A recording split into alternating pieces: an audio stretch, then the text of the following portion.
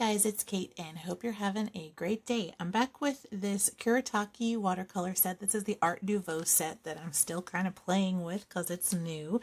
And I have a spray bottle of water and I have a 6x9 watercolor sheet kind of propped up about a couple inches on another palette back here, just so that I can have it have a slight grade and have gravity kind of work for me. So I'm spraying the surface, and I had found this really cute little simple sunset picture, and I thought it might be fun to just kind of play with these colors. I really love the pastels in this set, and I thought that it would be nice to really kind of go to town on the pink today and make a pink painting. And I found this picture of a sunset.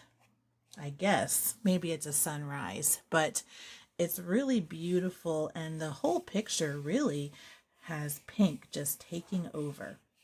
So I really want to kind of play with that today, and we'll see where it takes us. Just getting my paper nice and damp. I want it to have a sheen but not be soaking wet and puddling. So I'm just giving it a second to soak in and make sure that we're ready to start painting and we'll have a smoother wash. So I'm first going to go into the lightest pink, and I'm kind of activating this color over here. This is the pale pink. I'm going to add just a few drops of water to a couple of these. I'm also going to activate that coral pink right next to it. But I'm going to dip in with my brush pretty well, and I'm going to kind of put some in my little mixing cup here. This is a sauce cup, and it's wonderful if you don't have a mixing area for your paints, because this is the lid to this is basically cardboard, so there's not a lot of mixing space. I want to have a pretty strong pink color, and I may add just a touch of this coral pink just to deepen it a very slight bit. And then I'm going to start in with my wash, and I'm just going to go side to side all the way down my paper, just like this. And I'm going to get a pretty flat wash, because this is going to be the brightest color on our page. So we're going to add more layers to darken it, but I want to make sure to get that beginning color. And so I'm just going to go side to side slowly, make sure to get a good layer on here. After this is down, I'm going to come in to my coral pink only and get a little bit of that here. And I'm just going to add a little bit to the very top and let that sort of flow down as a second gradient color. Just a little bit. Like that. Okay, while this is still damp, I want to get my little sun shape in there. So I have a tissue that I folded into quarters and my little spray bottle, which is about the size that I want it to be. So I am going to wrap this around the bottom tightly, and I'm going to use this as a stamp to blot up my paint. So I've got it on here. I'm going to place it and press firmly to blot it, and you can see that imprint left behind. Now that I have my hard outline, I can go in with my finger wrapped on the tissue and just make sure I blot all around the center here. And I'll give you a close-up as soon as this is done. But I just wanted to make sure to have my nice hard outline. And it still has a slight hint of that pinkness, which we want. But it's brighter than the rest of the area. So let me give you a close-up here. Make sure we're focused. And you should be able to see that. Okay, now we're going to let this dry completely. Okay, we are dry, And so I'm going to grab that original light pink that I had on the background. It's the pale pink color. And I'm going to mix in a little bit of this Potter's Pink with it to give it a little bit more of sort of a beigey pink color. I'm just going to mix that together. And I'm also going to add just a touch of this shadow green. And that was a little bit too much of a touch. I'm going to come back into this light pink. Okay, I'm going to come into this sort of medium pink that I got. It's the coral pink. And I'm going to grab some of this Potter's Pink to add with it to kind of tone it down just a little bit. And then I had mixed some shadow green in with my other pink that I'm kind of keeping to the side. I'm going to grab just a touch of this and mix it in here just to add that little hint of kind of a blue-green. And you can't really see it, but it's just a very slight tone. I might grab just a touch more. Okay, so we have this darker pink color. I'm going to go in and start doing these mountains below. So you've got kind of that one that sort of comes up like this right in front of the sun.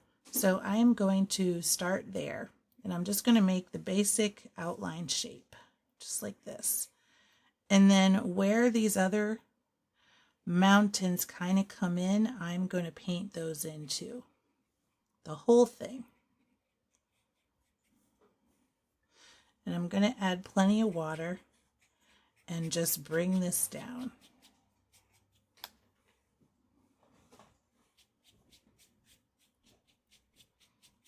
And I'm going to work quickly so that I don't have any weird lines on my paint or anything like that.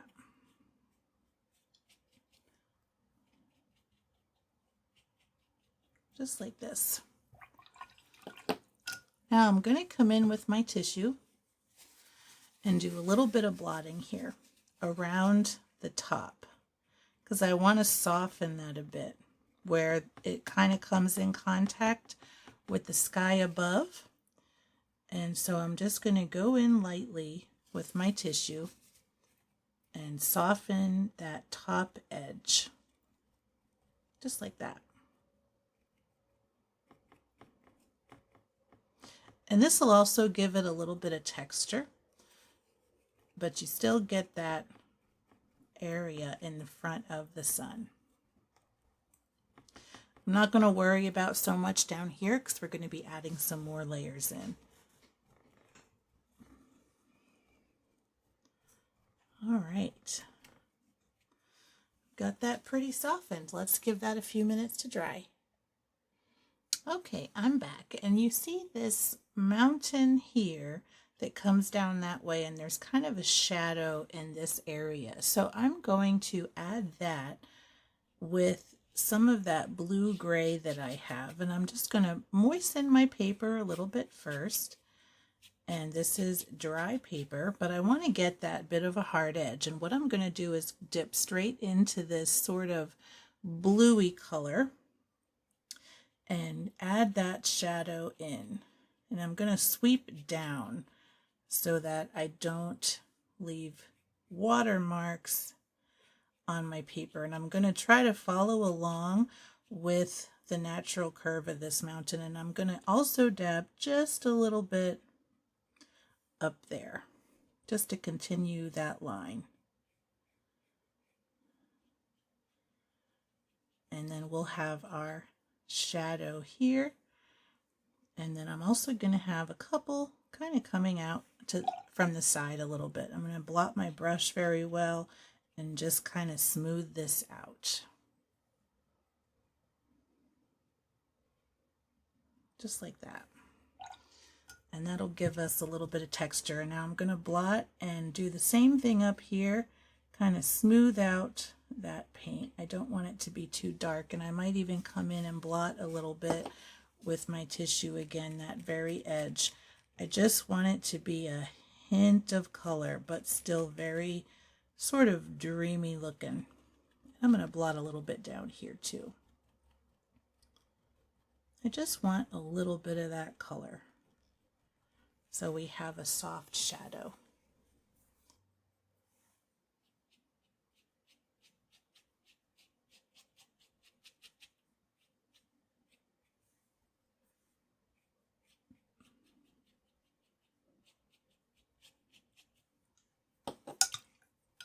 All right, I'm going to let that dry one more time.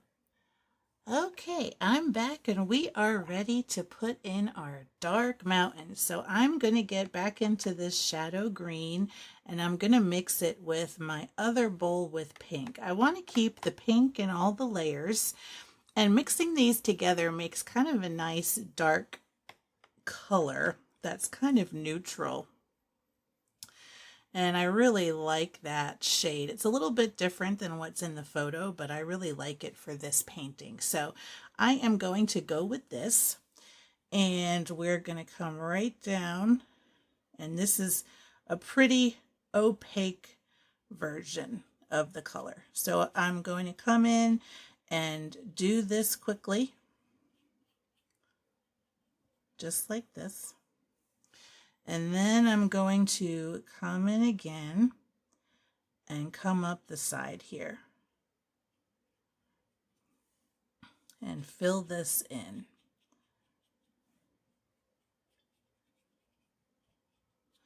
And I guess we still had a little bit of a damp spot right there. I felt it and thought it was dry. So, but we shouldn't get much spread of the color, and actually that could work in our favor because there's a little bit of trees, and so that slight bit of color spread will help with our natural foliage texture.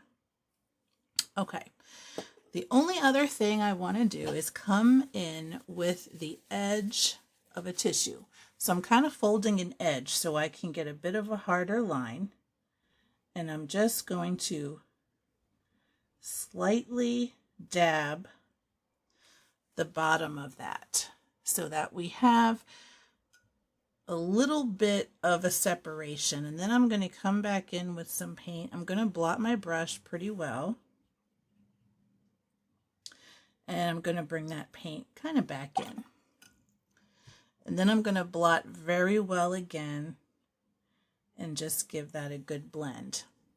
And then I'm going to add some more paint right along this edge. And I might do just a little bit more blotting here. I kind of like that texture with the pink coming through. Now I'm kind of using different parts of my tissue so that I don't get splotches anywhere else on my painting. So you can do that. And then what I might do is go straight into the pan with some thick color and deepen this up just like that. And if you're getting, the thicker you get, if your paint is drier than the paper you're working on, you won't really get too much of that backwash. But I'm going to kind of come in with a few brush strokes here and add a little bit of texture to this side too, so it's not just a completely flat color. And I think this looks pretty good to me.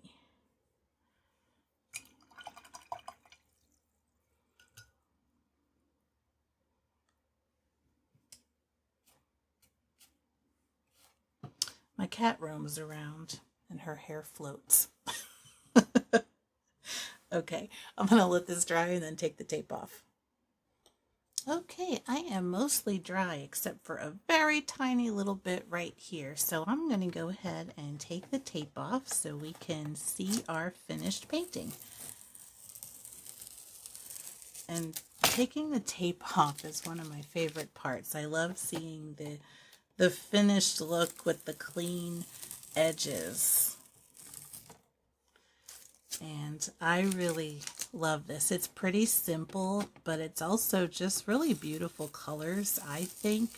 I love working with the pastels, and that's actually one of the reasons why I chose this watercolor set, because it's got a little bit of everything. You can use it as watercolors, but you can also use it as gouache because it can be opaque as if you use it stronger. So anyway, I'm going to give you the close-up. So you can see our sort of gradient here at the top. And then we get to our sun with our little mountains and then the deeper mountains at the bottom. And this is a really nice and simple painting to do, but it's also really beautiful. And I like the little texture that we got here and here, just from that slight bit of color bleed on the slightly damp paper, where I had put the water here first and then went over it with that deeper greenish pink. And I really like that because it kind of gives those edges a more natural look and not so hard. And I like the extra brush strokes in here where it's kind of pulling back a little bit of that dark color to reveal that pink underneath. So I really enjoyed how this turned out in that stamp. And the reason I chose to stamp it and blot rather than trace it and paint around it is that I didn't want to get any pencil marks in the top part since everything is so light colored. So that really worked well for my purposes today, and hopefully it's a tip you can kind of take with you.